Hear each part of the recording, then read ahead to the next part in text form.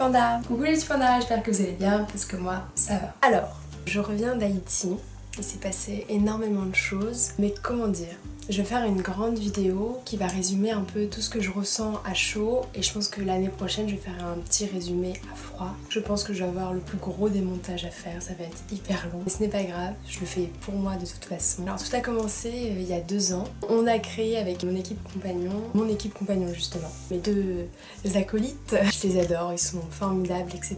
Donc on a passé 2 ans à créer un projet compagnon avec les Scouts et Guides de France. Et notre but cette année était de partir en Haïti. Donc on devait passer 1 semaine de découverte de pays avec des scouts locaux, puis 3 semaines dans un foyer haïtien dans la campagne d'Haïti avec des enfants pour leur proposer des activités et notamment un film. Donc on a préparé notre projet, on a travaillé pour gagner des fonds, on a découvert l'association Les Petits Amis d'Haïti. Tout allait pour le mieux. Et en fait, on arrive en Haïti et on découvre vraiment un pays qui est sans dessus dessous en fait. On essaie d'imaginer le pire, mais en fait, c'est encore plus horrible que ce que je pensais. Je sais pas si tout le monde pense comme moi. La population est très gentille. Partout où on a été accueillis de façon très aimable, très correcte. Tout le monde se forçait un peu à parler français parce que effectivement ils parlent créole haïtien. Le français est la langue nationale mais ils parlent surtout créole en fait. Du coup on comprenait pas forcément tout mais à chaque fois les scouts locaux étaient adorables, les réceptionnistes d'hôtels aussi, au restaurant. Mais par exemple tout ce qui est au niveau de la pollution, des déchets partout. Je suis rentrée à Paris, mais j'ai vu les rues, mais elles étaient propres et tout, parce que peut-être Port-au-Prince, il y a des déchets mais qui montent jusqu'au-dessus de ma tête, ou presque. Bon, j'exagère un peu, mais dans toutes les rues, il y a des déchets, et en fait, il n'y a aucun système de tri, aucun système de poubelle, etc. Donc en fait, on a appris aussi qu'il n'y avait aucun système de sécurité sociale, aucun système judiciaire. Donc en fait, tous les habitants sont vraiment livrés à eux-mêmes. Et ce que je me dis, c'est que j'ai eu de la chance, j'ai de la chance d'être née en France, d'avoir eu des parents qui m'ont éduquée, qui m'ont amenée dans des écoles, et puis d'avoir enfin tout un système de gouvernement au-dessus de moi. Donc on peut dire que la France, d'accord, personne n'est jamais content du gouvernement, du président, des lois qu'il crée, etc. Il faut qu'on se rende compte qu'on a quand même des privilèges.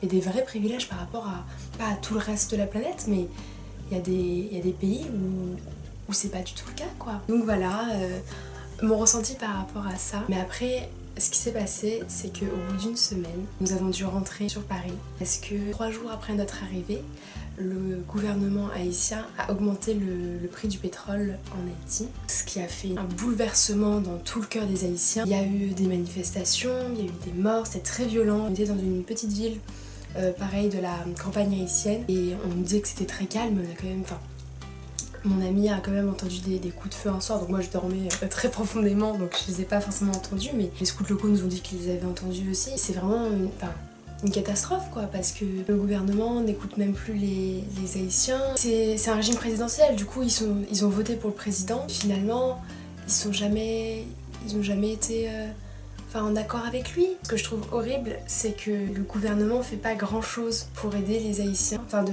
l'impression que j'ai eue. Donc du coup, nous, ce qui s'est passé en tant que petits Français, on a dû rester confinés dans notre hôtel. Donc on était dans un lieu un peu paradisiaque, il y avait la plage à côté, etc. On n'a rien pu profiter, malheureusement. Surtout qu'on a invité les scouts locaux à venir avec nous, etc. Ce qui s'est passé, c'est qu'on a dû rester confinés dans notre hôtel pendant 4 jours, 3 jours et demi. On appelait l'ambassade 3 fois par jour. Enfin, pour nous, c'était dur, mais surtout, on écoutait les nouvelles et c'était waouh. Alors qu'en France, jamais il pourrait se passer un truc comme ça quoi. Donc du coup, on a dû rester confinés à notre hôtel parce qu'il y avait des blocages partout sur les routes. Il y avait plein de traces de pneus qui ont été brûlés. Tous les magasins ont été pillés. Enfin, c'était vraiment horrible de passer devant tout ça et de se dire on peut rien faire. Alors nous, déjà, on est assez déçus de ne pas avoir pu aller jusqu'au bout de notre projet. Forcément, on attendait d'aller au foyer, de pouvoir aider tous ces enfants. Nous n'avons pas pu y aller, on est assez déçus bien évidemment. Après, on va rebondir, on va essayer de trouver d'autres choses à faire,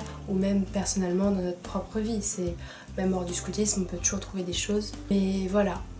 C'est vrai que c'est dommage d'avoir vécu si peu de temps en Haïti alors qu'on y avait prévu un peu plus d'1 mois ou 1 mois pile. Mais ce que je me dis, c'est que c'est vraiment une situation de pays où les habitants ne peuvent pas choisir ce qu'ils veulent faire, ne peuvent pas avoir de choix sur leur vie concrète. S'ils naissent dans les bidonvilles, a priori ils vivront toute leur vie dans des bidonvilles. Alors en France, je dis pas que si tu nais moins aisé, bah tu deviendras riche d'un coup comme ça, mais t'as plus d'opportunités. L'école est gratuite, la plupart, enfin il y a des livres à acheter, ou enfin j'avoue j'ai pas d'enfants, j'ai pas mis beaucoup d'enfants à l'école. Mais je suppose que c'est accessible à tous, enfin l'État fait de sorte à que ce soit accessible pour tous. Donc évidemment qu'il y a des inégalités, évidemment que les personnes plus aisées peuvent se payer des professeurs à la maison, etc.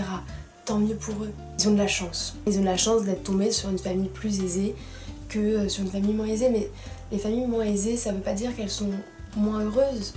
Elles le sont tout autant, alors qu'en fait en Haïti, ils veulent vraiment essayer d'améliorer les choses, mais ils peuvent pas, ils ont pas les moyens. Tu peux pas gagner comme ça d'un coup de pouce 1 milliard d'euros. Quand je vois toutes les personnes qui travaillent dans les rues, en fait ce qui se passe c'est que dans les rues il y a plein de marchands un peu à la sauvette entre guillemets qui vendent du riz, des téléphones portables, des batteries portatives, et donc ils viennent, ils te harcèlent. C'est un grand mot. Non, ils viennent te voir, et comme en fait, ce qu'il faut savoir aussi c'est que le créole est une langue assez agressive. Même quand on comprend ce qu'ils disent, en fait finalement c'est pas du tout agressif. Et du coup ils viennent te voir, ah machin, tu veux acheter un téléphone, un machin et tout. Et nous on est en mode bah on en a pas besoin. Ils sont des milliers à faire ce métier là parce qu'ils ont que ça sous la main pour vivre, pour survivre en fait. C'est même pas vivre, c'est survivre. Donc c'est des situations qui sont très déplorables malheureusement. Et il faudrait essayer de trouver quelque chose pour aider ce genre de pays, pour aider tous ces pays qui sont dans la misère. Et après,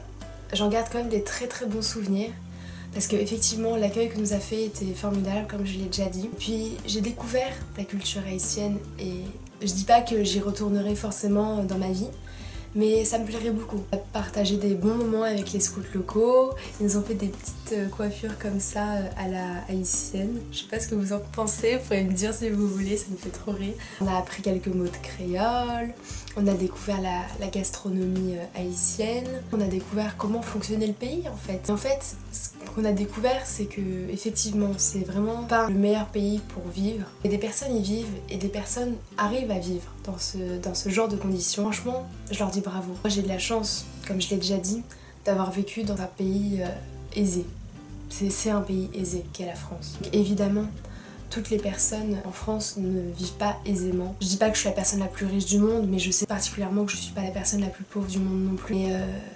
Mais ce que je me dis, c'est que quand on compare avec les habitants d'Haïti, j'ai vraiment un mode de vie, un système gouvernemental qui fait en sorte d'essayer de nous aider. Donc évidemment, tout ce qu'on fait, tout ce que fait le gouvernement, ça a des couacs, ça nous plaît pas forcément. Mais il faut se rendre compte que de l'autre côté de la planète, t'as des gens qui rêveraient d'avoir un système social comme le nôtre, qui rêveraient d'un système égalitaire. C'est bien beau ce que je dis, hein, j'avoue.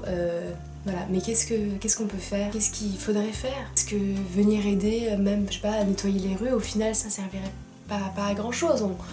Ça aiderait au bien-être des habitants, mais voilà, moi je suis totalement dépourvue du haut de mes 19 ans. Qu'est-ce qu'on pourrait faire pour aider pas un aussi grand pays, mais un pays avec autant de population et un pays aussi pauvre finalement. Ce qu'on aimerait faire, c'est pouvoir aider notre association, les Petits Amis d'Haïti, depuis la France. C'est pas une association très très connue finalement. Et donc du coup je me dis que essayer de la propager, ça pourrait être une bonne solution pour aider cette association qui nous tient particulièrement à cœur. C'est vraiment une association que j'aime énormément, parce que on a vu quelques photos des enfants, ils ont l'air tellement heureux dans ce foyer avec pas si peu de moyens, mais ils s'amusent de peu. On a appris qu'ils pouvaient jouer des heures à la marelle, ou vous savez, aux poissons pêcheurs. Ce que je me rends compte, c'est qu'ils s'amusent de peu, et je trouve que c'est ce qui manque aux jeunes d'aujourd'hui, c'est qu'ils ont besoin d'avoir des consoles, avoir toujours de l'attention, etc. Alors que là, ils jouent tout seuls avec rien. Ce que je trouve extraordinaire, c'est que tous ces enfants s'amusent avec rien, et alors que maintenant, en France, on a besoin de plus, toujours plus. En Haïti, ils aimeraient avoir plus, mais je pense que c'est le propre de l'être humain de toujours vouloir plus. Même pour moi, je me retourne en arrière et je me dis tellement de choses à faire finalement dans le monde, qu'évidemment je pourrais pas tout peser sur mes épaules, tout réfléchir, etc. Mais j'aimerais. Si j'avais le pouvoir de le faire, j'aiderais tout le monde, j'arrêterais les guerres dans le monde, la faim, la pauvreté, etc. Malheureusement, c'est pas possible pour moi tout de suite actuellement. J'espère qu'un jour j'aiderai le monde à ma façon, à ma manière. Après je sais qu'il reste des choses à faire en France, il y a des gros problèmes de pollution, il y a des migrants qui arrivent, il y a encore de la pauvreté malheureusement. Je pense que c'est important que chacun dans sa vie fasse un moment d'humanitaire, mais se pose une question sur lui et se dise alors qu'est-ce que j'ai fait pour aider les autres, pour aider le monde. Moi je pense que c'est important parce qu'on vit dans un monde social avec des interactions sociales. Bonjour, je viens de Bac ES. Et chacun doit vivre en coopération avec tout le reste du monde. Ce qu'il faut savoir, c'est qu'effectivement, on a une connaissance qui connaît une connaissance qui connaît une connaissance. Et en fait, finalement, tout le monde est relié. Tout le monde, la Terre est reliée finalement. Donc, faites ce que vous voulez. Ce qui est sûr, c'est que vous qui avez regardé cette vidéo jusqu'au bout, je compte sur vous pour aider à votre manière. N'inventez pas quelque chose dont vous n'êtes pas fier. Si ça vous tient pas à cœur, ne le faites pas. C'est vraiment pour vous, pour la planète, pour les personnes habitant dans la pauvreté. Essayez de faire quelque chose. Donc, je sais que c'est pas possible pour tout le monde, je sais que c'est pas facile pour tout le monde. Mais faire une campagne de ramassage de déchets dans votre ville, c'est pas grand chose. Effectivement, ça va pas sauver la planète, ça va pas sauver toute l'humanité. Et c'est déjà un début. C'est un exemple comme un autre, faites ce que vous voulez. En tout cas, merci d'avoir regardé cette vidéo jusqu'au bout. Je vous remercie vraiment parce qu'elle va sans doute être très longue. Et en plus, il va y avoir une deuxième partie. Mais voilà, merci beaucoup. Et voilà, je vous souhaite tout le courage du monde si vous voulez faire une action humanitaire. Sinon, même, je vous souhaite toute une belle vie en face de vous. Alors on arrive, normalement vous avez déjà eu la première partie de la vidéo de mon voyage en Haïti qui s'est du coup passé il y a un an. L'idée, normalement je l'ai expliqué en début de vidéo, je me souviens même plus de ce que j'ai fait dans la première vidéo d'il y a un an. Je sais plus comment elle commence, comment elle finit, qu'est-ce que je dis. Et c'était vraiment l'objectif. J'ai pas re-regardé cette vidéo au bout d'un an. Une fois que j'aurai fini de tourner cette vidéo, je vous montrerai tout et normalement ça sortira le jour où je suis partie en Haïti l'été dernier. L'idée c'était vraiment d'avoir un récap à chaud et un récap à froid. Donc là, bienvenue dans le récap à froid. Petite disclaimer, j'ai la voix pétée alors qu'il fait 35 degrés dehors, on est en semaine de canicule. Tout va bien. Encore une fois, j'ai rien préparé. Le but c'est vraiment de parler cœur à cœur. Peut-être que la vidéo fera 12 heures, mais tant pis. Au final, je fais la vidéo pour moi, pour transmettre quelque chose, un message qui est réel et pas juste... Ouais, je suis partie en Haïti, c'était sympa le voyage quoi. Du coup, un an après, je pense pas que mon avis ait changé. Si je me souviens bien, j'étais pas déçue par le voyage et je le suis toujours pas. Mon seul regret, c'est de ne pas avoir fait quelque chose par rapport à Haïti cette année.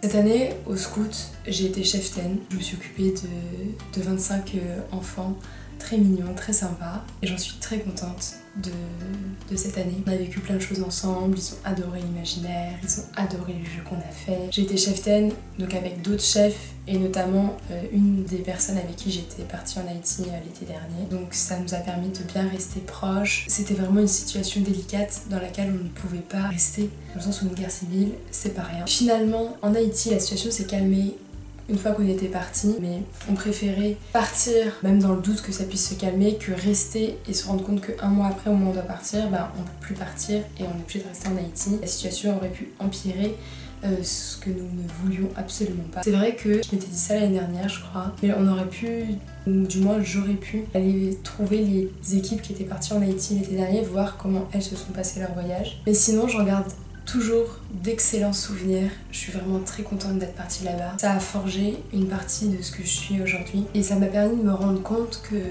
dans la vie tout n'est pas tout beau, tout rose, que on a une chance d'habiter en France, on a une chance d'habiter dans un pays développé. Grâce à mon voyage, je me suis rendu compte de ça. Et si c'était à refaire, en sachant patiemment ce qui allait se passer, je le referai 1000 fois s'il le faut. Parce que c'est quelque chose qui nous a forgé, mon équipe et moi-même. On a appris à gérer des situations, on a appris à voir ce que c'était de partir seul, sans les parents.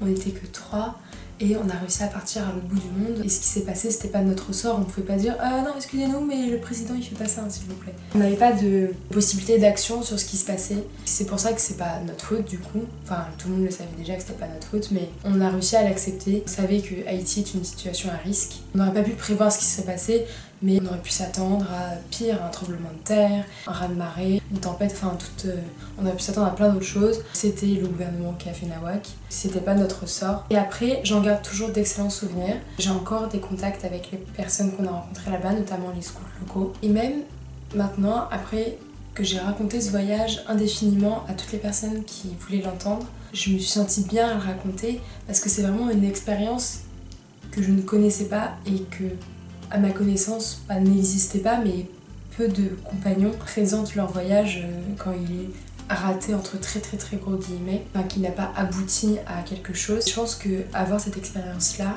c'est dommage que ce soit tombé sur nous, mais au final c'est pas grave parce que je sais que ça aidera énormément de personnes derrière. Tous les combats qu'on a rencontrés cette année, on leur a raconté notre histoire, on leur a raconté notre voyage, notre expériment long. Je dis pas que c'est le pire qui puisse arriver à une équipe combat, mais c'est quelque chose qu'on n'a pas l'habitude d'entendre. Maintenant qu'on a assimilé notre expérience, et on peut d'autant plus la transmettre et faire découvrir en fait qu'est-ce que c'est qu'un pays en développement dans le monde. Parce qu'on l'apprend à l'école, mais c'est pas la même chose d'apprendre à l'école, de lire dans un livre, que t'arrives en Haïti, tu vois des déchets partout, des personnes qui essaient de nettoyer, mais le lendemain c'est toujours la même chose. Une masse d'immondices qui englobe Port-au-Prince par exemple. C'est dommage parce que Haïti, c'est un beau pays. Vraiment, c'est un très beau pays qui mériterait d'être touristique. Et le problème, c'est vraiment la pollution qui englobe le pays. C'est-à-dire que moi, si les rues étaient propres, etc., et j'y passerai mes vacances tout le temps. C'est vraiment un endroit sympa. Les habitants sont vraiment sympas. Ils sont vraiment accueillants, bienveillants. Les scouts locaux voulaient absolument nous amener à la plage, nous montrer les jolies choses de leur région. Malheureusement, on n'avait pas pu le faire. Et ça aussi, c'est un regret. Mais encore une fois, c'était pas de notre ressort. On ne pouvait pas faire autrement. Au bout d'un an, j'en retire vraiment quelque chose de positif. C'est vraiment un voyage, je l'ai déjà dit un millier de fois, mais qui m'a enrichie personnellement. Je suis vraiment contente de ce voyage, je suis vraiment contente de l'avoir fait. Je suis vraiment contente de pouvoir le partager avec mon entourage, avec les autres compagnons qui veulent partir en Haïti ou ailleurs. Surtout que c'est un voyage que je vais raconter toute ma vie. Je suis d'autant plus contente de le partager avec vous. Ça fait découvrir une branche, d'une part du scoutisme, qui est un mouvement extraordinairement génial, et d'autre part, une branche de ce que c'est que l'humanitaire, le bénévolat dans les pays en développement et autres. Je suis vraiment heureuse de ce voyage. C'est vraiment un sentiment que j'ai. Je pense que l'année dernière, j'étais déçue de ce voyage parce qu'on n'avait pas fait ce qu'on voulait faire, on n'avait pas tout fait et c'était vraiment... il manque un truc. Alors que là, je suis vraiment heureuse parce que c'est vraiment un accomplissement en soi. On n'a pas fini le voyage, on n'a pas fait tout ce qu'on voulait faire, mais on a fait des choses, on s'est adapté, ça nous a fait grandir dans nos vies de jeunes adultes. J'ai rien d'autre à ajouter. J'espère que cette vidéo vous aura donné envie de donner de votre temps bénévolement, que cette vidéo vous aura permis de vous rendre compte de l'importance des projets d'aide à la solidarité dans le monde. J'espère que cette vidéo, dans les deux parties, vous auront plu. J'espère que ça vous aura donné envie de faire du bénévolat. En tout cas, moi ça m'a fait beaucoup de bien de la tourner, de raconter l'histoire à qui voudra bien l'entendre et qui voudra bien la regarder.